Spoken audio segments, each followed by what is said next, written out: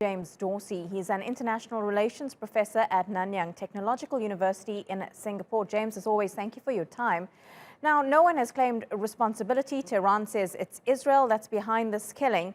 Whoever did murder him, what would the motive be behind this attack? Well, presumably there are going to be multiple motives. So obviously this was an attack that wasn't just planned yesterday. It was in the works for quite a significant period of time. There had to be surveillance, there had to be assets in place, and so forth.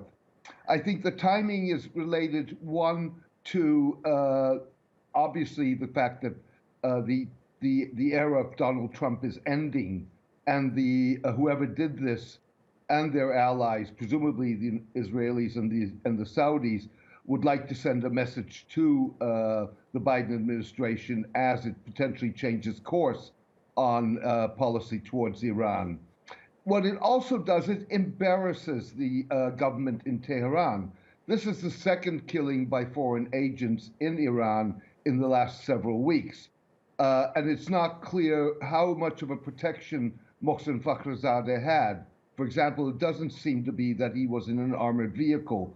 So this is going to reflect badly on the regime and may put pressure on the government to respond simply because it was caught, in a sense, from out of left flank. James, you say that this may send a message to the next U.S. presidential administration. Obviously, that would be Joe Biden. What is the message that it would send? Well, I think the message is twofold. One, that whatever happens, and the Saudis have actually said this publicly, that if there is going to be a renegotiation, they want an equal seat at the table. Presumably, if that were to happen, the Israelis would want an equal seat at the table. But preferably, both the Israelis and the Saudis are going to want a continuation of a hard line towards Iran. Now, you've got a U.S. president, and we'll have to wait and see what happens in the Georgia by-elections, who controls the Senate. But if you have a Joe Biden as president who does not control the Senate, there are going to be a lot of compromises he has to make, particularly given the domestic policy agenda that is his most important priority. And James, just very quickly, Iran says that it will avenge the death of Mohsen Fakhrizadeh. What are they likely to do? Well, let's see if they do anything. First of all, I think that we need to know who actually carried this out. And by who, I mean, one, who was responsible, who ordered it, but who physically carried it out.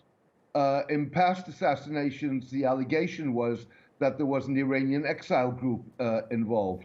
Iran could respond or retaliate against the exile group without necessarily severely exacerbating the situation. I think it will be much more cautious in terms of retaliating either against Israel, the Gulf, or the United States in advance of the coming to office of Joe Biden.